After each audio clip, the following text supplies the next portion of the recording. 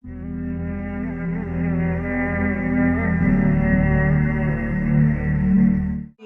है 14 फरवरी कोई डे मनाया जाता है और उसमें कुछ लड़के जो हैं वो ये कहते हैं कि ये एक इंटरनेशनल दिन है जिसमें हमने फूल देना है किसी लड़की को, इज़हार मोहब्बत करना है। एक सुनार के बारे में आरफ रूमी ने लिखा है कि वो ना उसने बे औलाद था तो उसने एक बच्चा लेके पाल लिया, तो बच्चा उसको बाप कहता था, उसकी बीवी को माँ कहता था। उन्होंने ले पालिक बच्चा था और ये लोग जिनकी औलाद नहीं होती तरस जाते हैं, कई दफ़ा तरसे हुए लोग थे।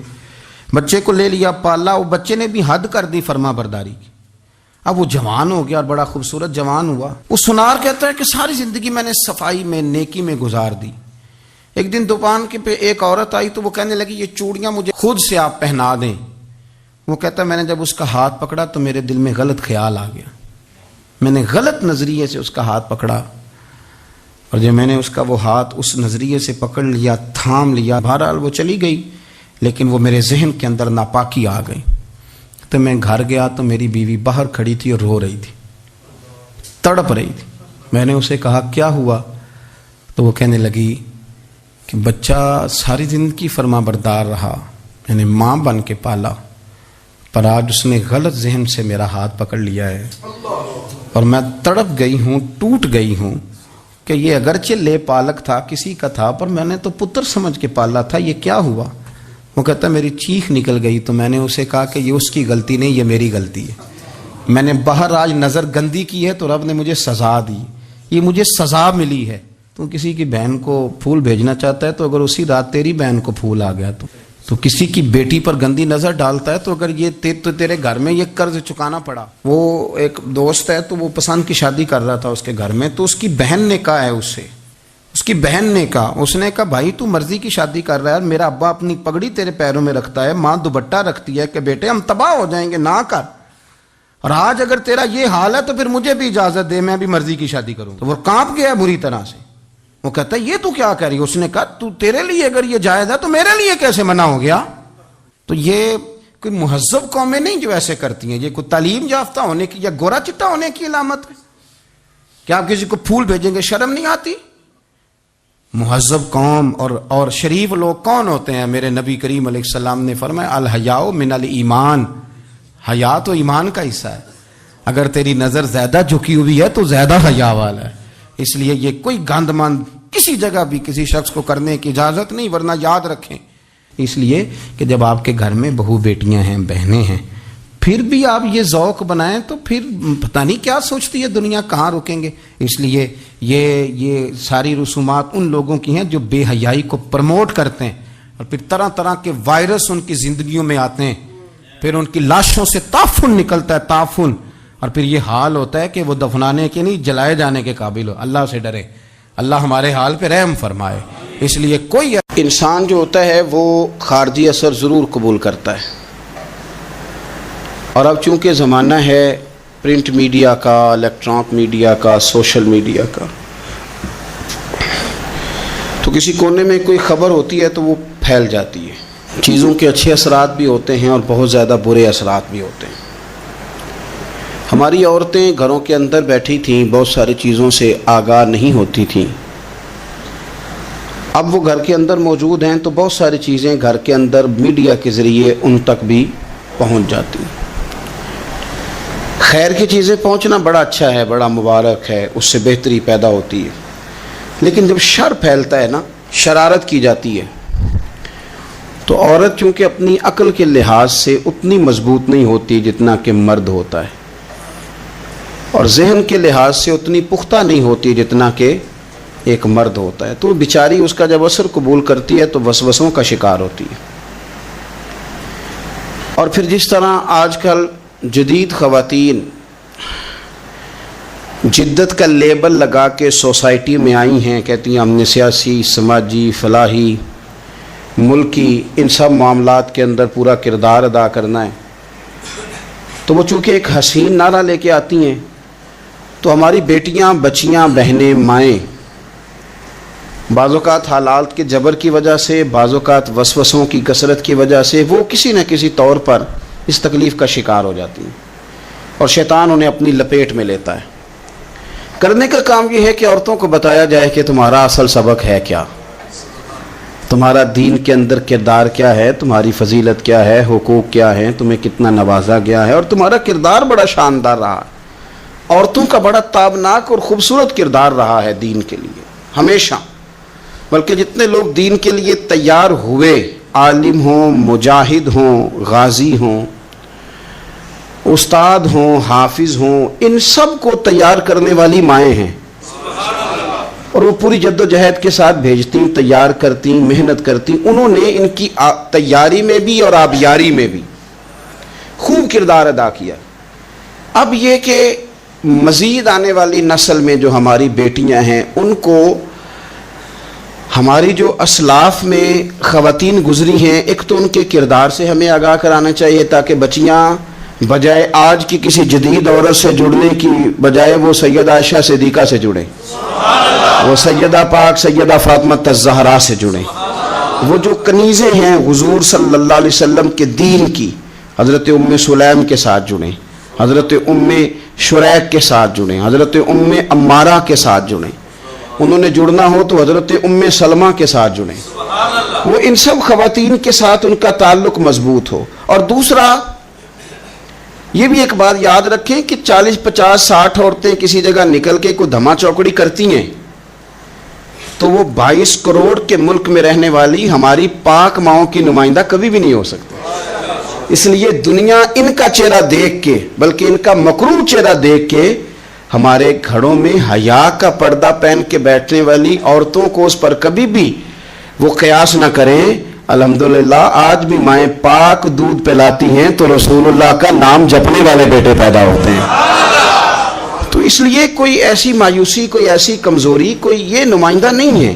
یہ تو چونکہ دنیا میں ہمارے ہاں ہوتا یہ ہے کہ کوئی بندہ کوئی فضول بات کرتا ہے تو میڈیا اس کو کوریج زیادہ دیتا ہے، تو لوگ سمجھتے ہیں پتہ نہیں کیا ہو گیا۔ ایسی کوئی بات نہیں ہے، یہ تو چند لوگ ہیں، وظیفہ خار ہیں، خریدے ہوئے لوگ ہیں، اور ان کو جان بوجھ کے لا کے یہاں مسلط کیا جاتا ہے، معاذ اللہ پاکستان کی شکل دکھانے میں کچھ اپنے اس میں ملوث ہوتے ہیں تاکہ بگڑی ہوئی صورت لوگوں کے سامنے پیش کی جائے۔ یہ وطن ہے داتا علی اجویری کا اور بابا فرید الدین مسعود گنج شکر کا، یہ اللہ والوں کا وطن ہے، یہ حضرت محدث اعظم پاکستان کا وطن ہے۔ اس کے اندر اس طرح کے لوگ کس طرح پنپ سکتے ہیں؟ کوئی ان کا وجود نہیں۔ تو قرآن حکیم نے ہمیں کہہ دیا کہ جو بھی نیک عمل کرے وہ مرد ہو یا عورت ہو، تخصیص کوئی نہیں، ہو مومن، مرد ہو چاہے عورت ہو، فَلَنُحْيِيَنَّهُ حَيَاةً طَيِّبَةً، ہم اسے پاکیزہ زندگی عطا فرمائیں گے۔ اللہ کے پیارے رسول صلی اللہ تعالی علیہ وسلم نے ارشاد فرمایا، حضور علیہ السلام ارشاد فرماتے ہیں کہ مختصر سی بات ہے، مسند امام احمد بن حنبل میں، انسان کے لیے جنت میں چلے جانا نا بہت بڑی کامیابی ہے۔ کیوں؟ اس لیے کہ اللہ کا دیدار بھی جنت میں اور مدینے والے محبوب کا قرب بھی جنت میں نصیب ہوگا۔ رسول کائنات علیہ السلام کے قرب میں بھی جگہ وہی جنت میں ملے گی، وہیں سب اللہ والوں کی زیارت ہے، وہیں سب کے لیے انعامات ہے، وہیں سب کا بسیرا ہے۔ قرآن مجید نے کہا اصحاب الجنتی هم الفائزون، اصحاب الجنتی هم الفائزون، یہ جو جنتی ہیں یہ کامیاب لوگ ہیں۔ تو نبی پاک صلی اللہ علیہ وسلم نے مختصر بات ارشاد فرمائی مسند امام احمد بن حنبل میں، حضور فرمانے لگے عورت 5 نمازیں پڑھے، اپنے روزوں کی حفاظت کرے، یعنی رمضان کے روزے رکھے، فرمایا اپنے خامند کی اطاعت کرے، نماز روزے کی پابندی کرے، خامند کی اطاعت کرے اور اپنی شرمگاہ کی حفاظت کرے، تو حضور فرماتے ہیں پھر قیامت والے دن نہ اس کے لیے جنت کھول دی جائے گی، وہ جس دروازے سے چاہے جنت میں داخل ہو جائے۔ پھر کھول دیا اللہ تعالیٰ نے اس کے لیے۔ 2 ہی باتیں، ایک یہ کہ نماز روزے کا خیال کرے، خامد کی اطاعت کرے، شرمگاہ کی حفاظت کرے، تو جنت کے جس دروازے سے وہ چاہے گی نا اس کو داخلہ دے دیا جائے گا۔ تو عورتوں نے بڑے مضبوط ایمان کا مظاہرہ کیا ہے، مضبوط ایمان کا۔ پہلی مثال دیتا ہوں جناب ہاجرہ کی۔ حضرت ہاجرہ رضی اللہ تعالی عنہا حضرت اسماعیل علیہ السلام کی والدہ ہیں، جناب ابراہیم خلیل اللہ علیہ السلام کی اہلیہ ہیں۔ میں نے پہلے بھی ایک دفعہ کہا تھا، پھر کہتا ہوں کہ آج کل نا کاکروچ دیکھ کے، چھپکلی دیکھ کے چیخ مارنا یہ خوف نہیں، یہ فیشن ہے۔ اسے پتہ چلتا ہے کہ یہ برگر فیملی ہے، اسے پتہ چلتا ہے یہ امیر لوگ ہیں. یعنی کاکروچ کھا جاتا ہے کہ چھپکلی کھا جاتی ہے، لیکن یہ نا جی وہ جی ہمارا بچہ چیخ مارتا ہے اس کو دیکھ کے، کیا مطلب ہے بڑا پڑھا لکھا ہے جی، بڑی سوبر فیملی. یہ پڑھے لکھے نہیں، یہ بزدل ہونے کی علامت. کمزور پڑنا، ڈرنا، خوف کھانا، اللہ تبارک و تعالیٰ پر ایمان رکھتے ہوئے توکل میں کمزوری کرنا، معاذ اللہ. مسلمان کا تو یہ نظریہ نہیں نہ ہوتا. اور مسلمان عورتوں کا ہر وقت رونا کہ نصیب پتہ نہیں کیسے ہوں گے، پتہ نہیں کیا بنے گا، میرا تو کچھ بان ہی نہیں رہا. جب بات کرنا رو کے کرنا، جب سنانا دکھ ہی سنانا. یہی حال ماں کا ہے، یہی بہن کا ہے، یہی بیٹی کا ہے، الا ماشاءاللہ کچھ اچھی بھی ہے. تو اس قدر زیادہ کمزور نظریات مسلمان عورتوں کے نہیں ہوتے. اور پھر ساری زندگی اگر یاد کرنا ہے تو دکھ یاد کرنا ہے، سکھ نہیں یاد کرنا. زندگی کے اندر جہاں کسی جگہ آزمائش آئی اس کا ذکر روز کرنا ہے، اور جو آسانی آئی ان کو بھول جانا ہے. حضرت ہاجرہ کو جناب ابراہیم خلیل اللہ علیہ السلام چھوٹا سا بیٹا دے کے وادی غیر ذی زرعین میں چھوڑ آئے. اتنی سی کھجوریں، ایک مشکیزہ پانی کا. اس خاتون کو وہاں کھڑا کیا، دور دور تک آبادی کوئی نہیں، جنگل کا سما ہے، پرندے تک آ کے نہیں چہکتے، کوئی چیز نہیں دنیا کی. لیکن ایمان اس کو کہتے ہیں، طاقت اس کو کہتے ہیں. کلمہ پڑھنے کے بعد کھڑا رہنا اور اپنے توکل کو مضبوط رکھنا اس کو کہتے ہیں. حضرت ابراہیم واپس لوٹ رہے تھے تو جناب ہاجرہ نے ایک سوال پوچھا، بس ایک. جناب ہاجرہ عرض کرتی ہیں اللہ کے خلیل، یہ اپنی مرضی سے چھوڑ کے جا رہے ہو کہ رب کا حکم ہے؟ میرے مالک کی میرے بارے میں یہی فیصلہ ہے، یہی رضا ہے، یا آپ اپنی مرضی سے چھوڑ کے جا رہے ہیں؟ تو جناب خلیل علیہ السلام فرمانے لگے، ہاجرہ نہیں، یہ رب کا فیصلہ ہے، یہ اللہ کی رضا ہے. تو آپ کو بخاری میں یہ لفظ ملیں گے. جناب ہاجرہ کہنے لگی پھر آپ فکر نہ کریں، اگر رب کا یہ حکم ہے تو پھر میرا رب ہمیں کبھی بھی ضائع نہیں کرے گا. یہ مضبوطی ایمان کی، یہ مضبوطی، رب پھر ہمیں کبھی ضائع. او میرے ملت کی بیٹیوں اور بہنوں، ساری امیدیں خامن سے کیوں لگاتی ہو؟ ساری امیدیں بیٹے اور بھائی سے کیوں لگاتی ہو؟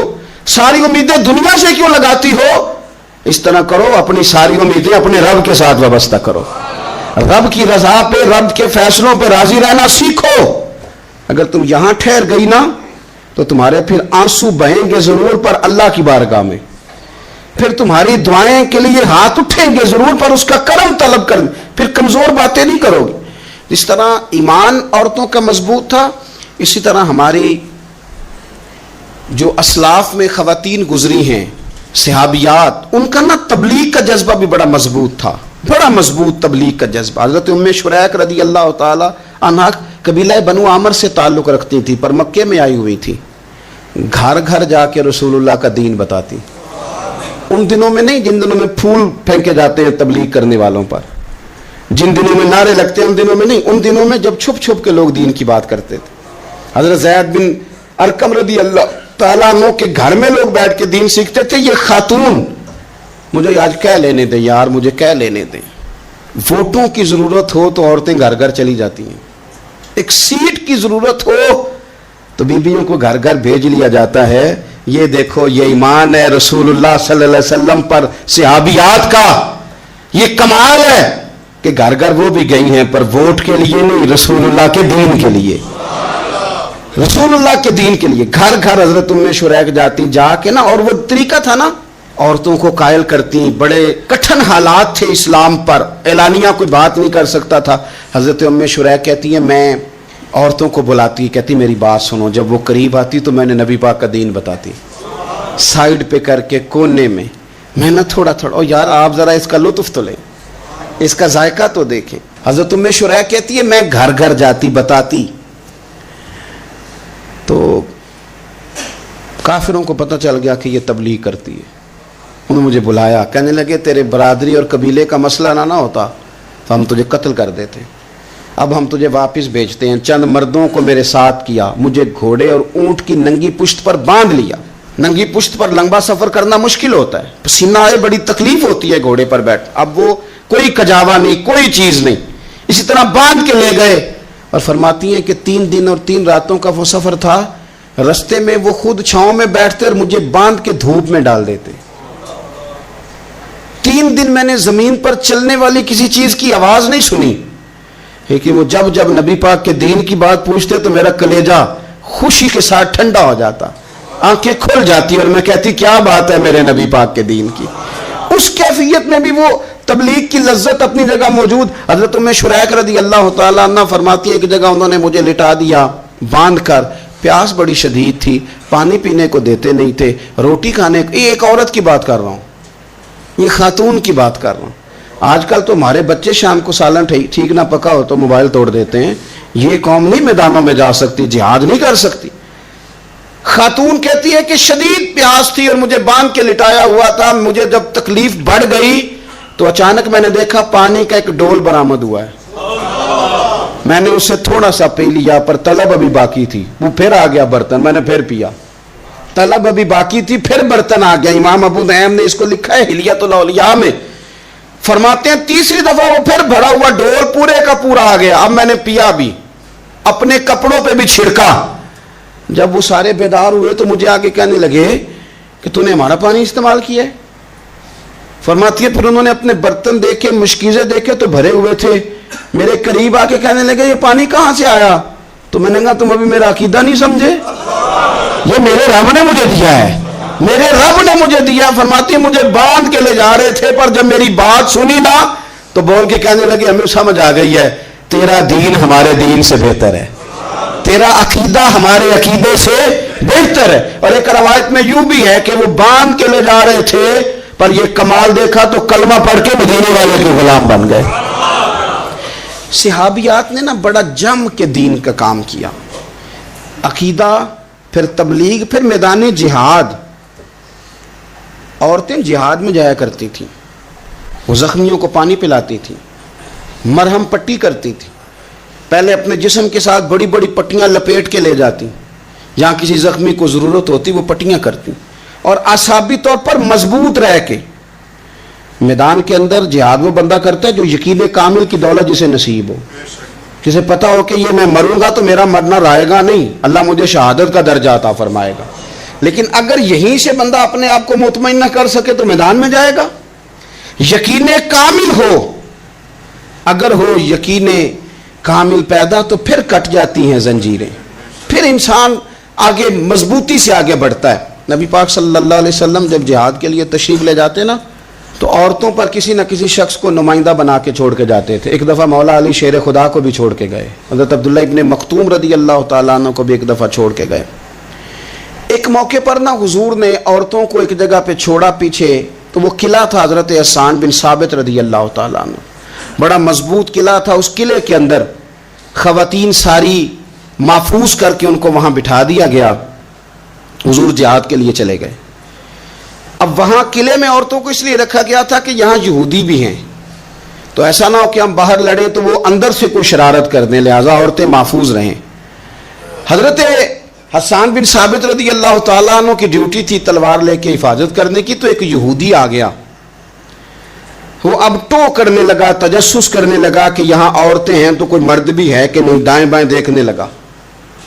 حضرت صفیہ رضی اللہ تعالیٰ عنہ نے توجہ کی, اور جناب حسان بن ثابت سے کہنے لے 1 منٹ لگا اس کی گردن مار دے, ایسا نہ ہو کہ یہ جا کے بتا دے, گردن اڑا دے.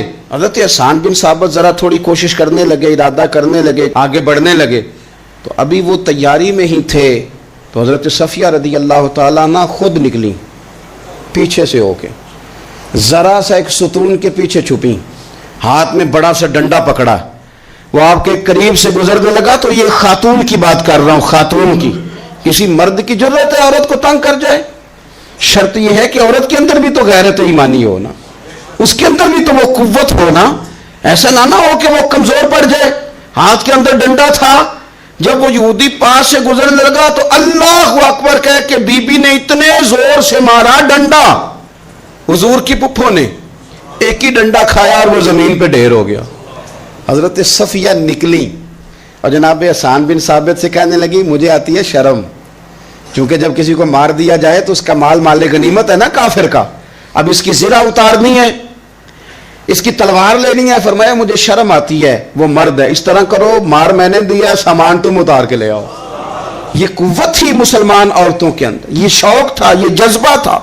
ہمارے ہاں نا وہ روز روز کی کمزوریاں، عورتوں کا روز آنسو بہانا اور جہاں بھی سنانا دکھ ہی سنانا، اس نے انہیں کمزور کر دیا ہے۔ آپ کے ذہن پہ چیزیں سوار ہو جاتی ہیں نا، تو یہ جو مرد زیادہ رہتے ہیں نا عورتوں کے ساتھ، زیادہ وقت گزارتے ہیں، زیادہ داستانیں سنتے ہیں، ان میں وہ ساری چیزیں پیدا ہو جاتی ہیں۔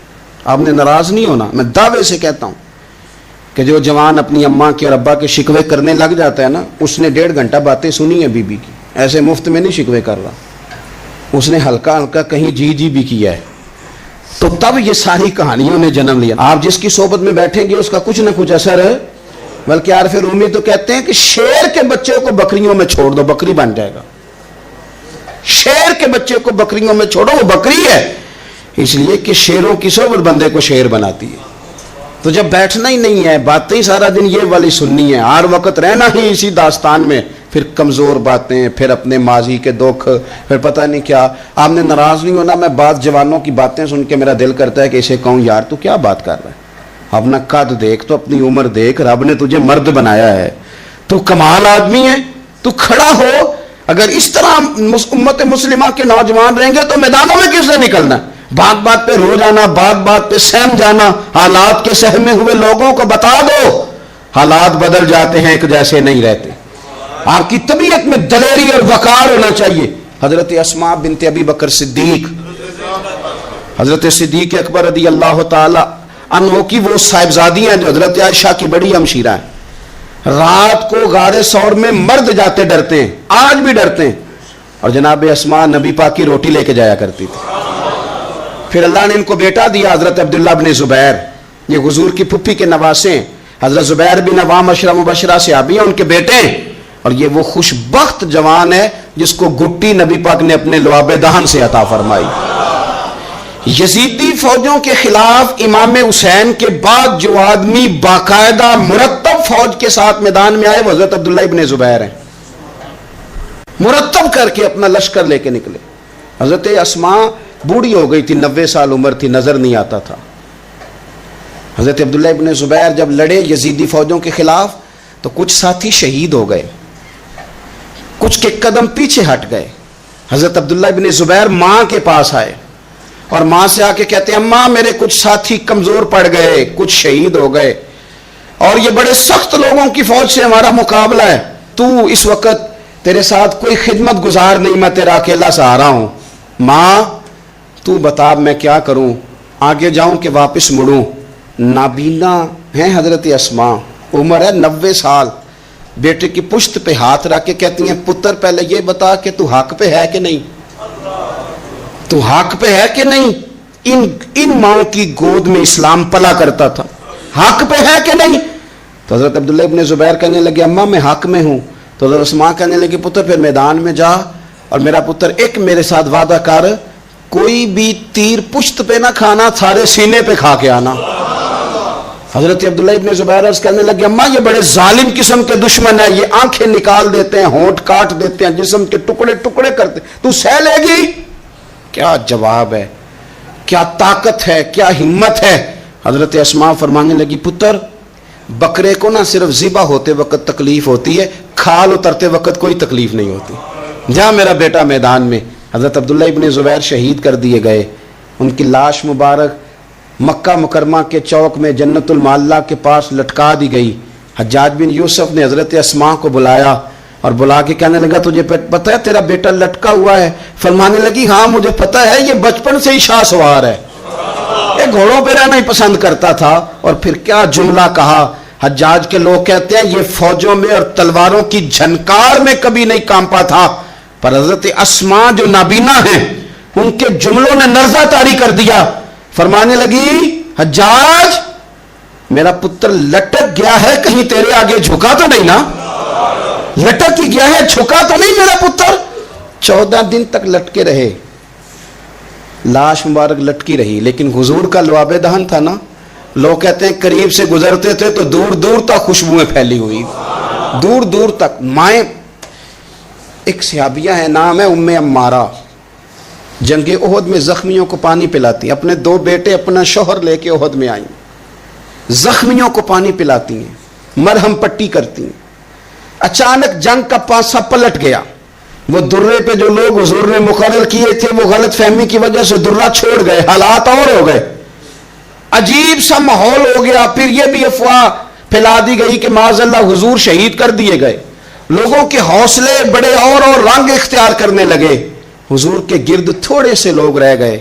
او میرے بھائیوں، او ملت کی بیٹیوں بہنوں، یہ ہے تمہارا انداز دین کی خدمت میں، یہ خواتین کا انداز ہوتا ہے. حضرت ام عمارہ پہلے زخمیوں کی مرہم پٹی کرتی تھی، اب سارا کچھ پھینک دیا، تلوار لی اور جا کے نا حضور کے گرد کھڑی ہو گئی.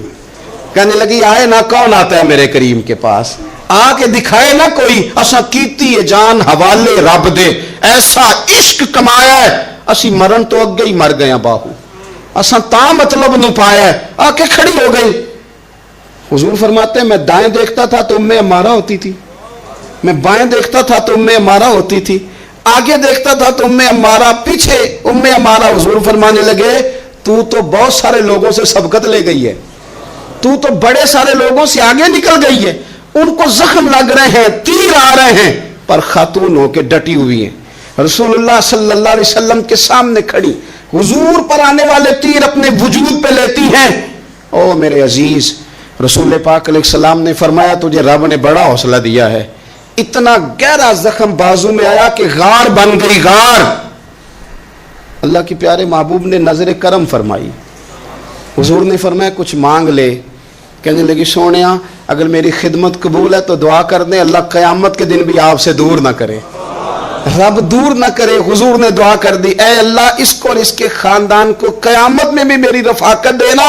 حضور کی دعا سنی تو باہر نکلی، فرمانے لگی لوگوں لو پھر میں نے اپنا مقصد پا لیا ہے، میں کامیاب ہو گئی ہوں، اب دنیا کی کوئی مصیبت بھی میرے اوپر آئے تو مجھے کوئی پرواہ نہیں، اس لیے کہ مدینے والے نے یہاں بھی کرم فرما دیا ہے وہاں بھی کرم فرما دیا ہے.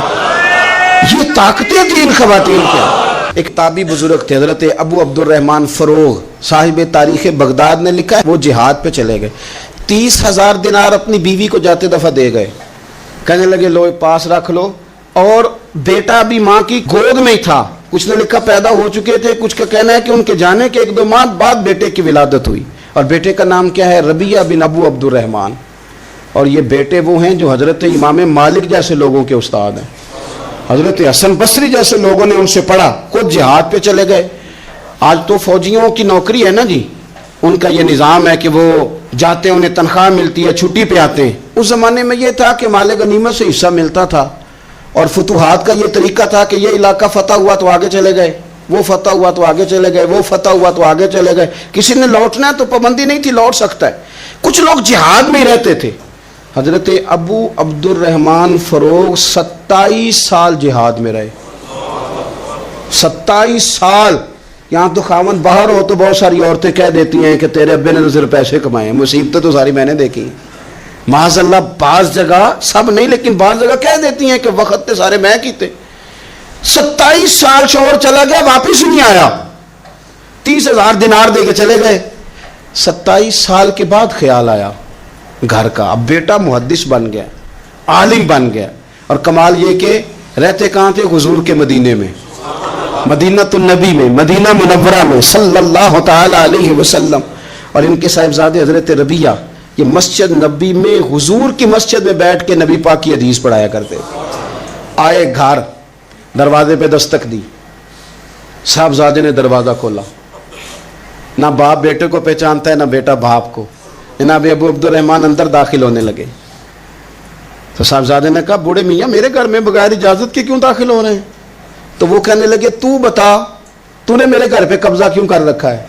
اب جب بات زیادہ بڑھ گئی تو دونوں جانب سے لوگ جمع ہو گئے. شور اٹھا تو اندر سے والدہ نے سنا، پردہ سرکا کے دیکھا کہ میرے شوہر آ گئے 27 سال کے بعد.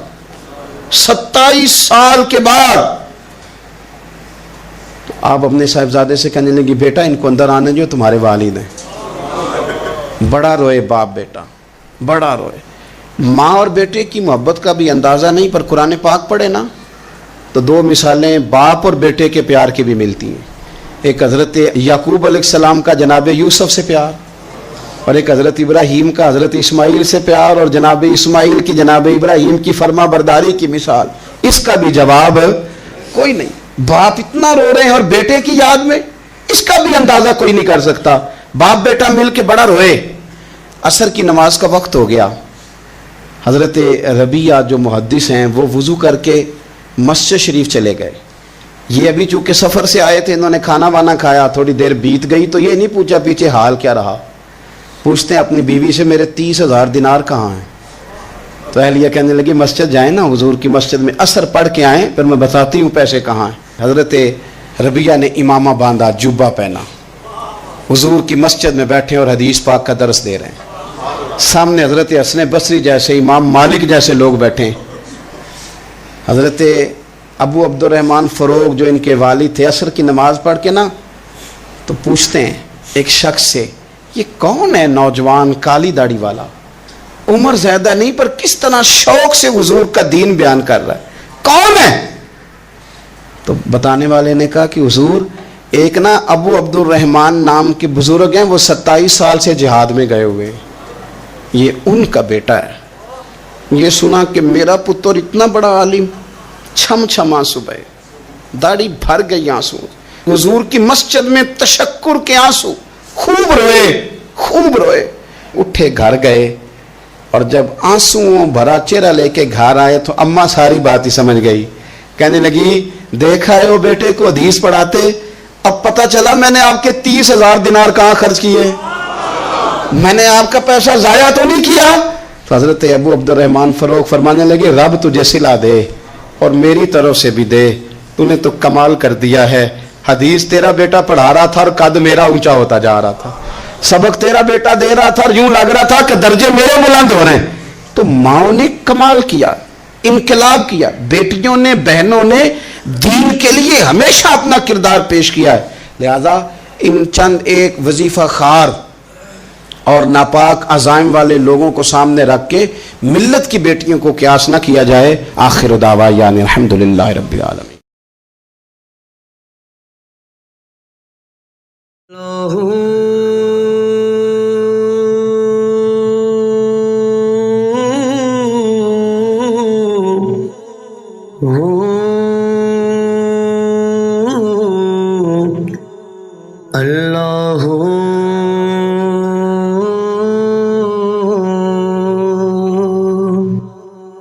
سجنا باجو ذات صفاتاں عشق دیاں، وکھری کلی دن تے راتاں عشق دیاں.